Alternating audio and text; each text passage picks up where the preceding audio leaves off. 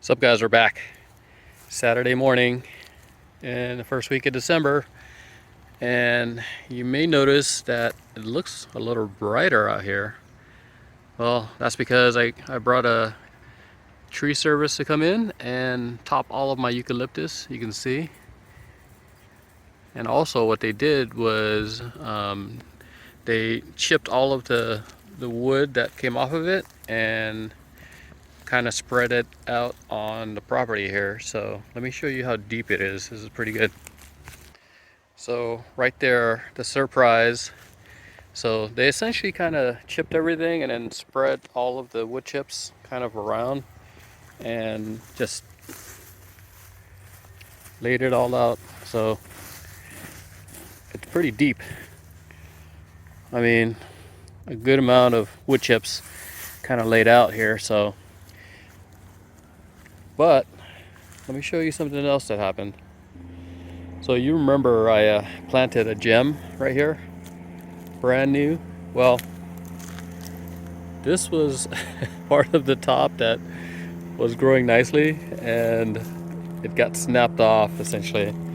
So I have a big eucalyptus right here that I asked them to top the top and kind of cut this branch. Let's see if I can point to it about right there. So essentially a little boo-boo right here. So a little disappointed because gems are kind of hard to find, and of course I'm a little bummed about that, but you know what, it may make a comeback. We'll see what happens. There's still some leaves on there. The stem's still a little green, and maybe it might make a comeback. Right now I'm testing my water, of course, because sometimes when they come out and you know they'll rip a line on accident. So it's good to go around, turn your water on, and just double check, make sure that everything's still running, and making sure that you don't have any major leaks or cut lines or anything like that. All right, so here's my Nabal from Brokaw, and something else, another little boo-boo too. They snapped the top, and still doing okay though. So this one should definitely do just fine. Make a nice comeback here. So here's my Ettinger.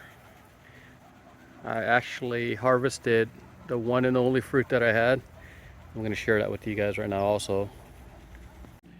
Here it is, my first Ettinger. I've already cut it open, and this is what it looks like on the inside. So we're going to do a taste test right now. Okay, this is going to be the peel test. So this is my very scientific peel test.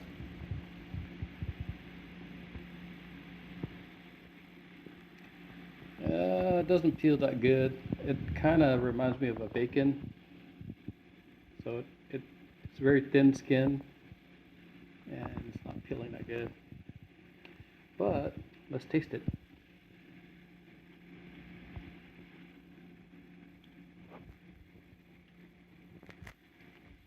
Wow, this is actually really good.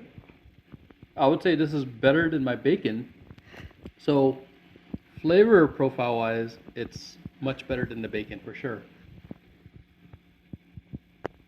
So what's interesting is there's this cavity up here, and also like the seed, you can feel like the skin on the seed is kind of loose on there, so it probably peels a little easy. But overall, I would say that the flavor is, in my opinion, better than the bacon. Bacon has a more mild taste. This probably has more of a like an avocado flavor, avocado taste. Creamy, very, very good. Now, is it better than some of the other varieties? I don't know, but we'll have to give those a try when we get a chance. But excited to finally get a chance to harvest the Ettinger and enjoy one of these. It's one of those trees right now that's readily available at the Home Depot and Lowe's right now, and they seem to kind of just throw it out there. So it's available if you guys are interested. And it's a B type, so It's going to be a good pollinator for your A types if you guys want to have another B type in your yard.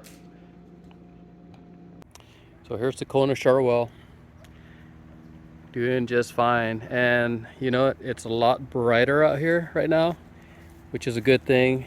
So we'll have to do some extra stuff during the summertime of next year because it's going to be a lot brighter. But doing a lot of the stuff during the wintertime, like topping the trees, allows more light to be able to kind of come through. These avocados are going to love it. So hopefully you guys are doing good. Hopefully you guys have a great weekend, and we'll definitely talk later. See ya.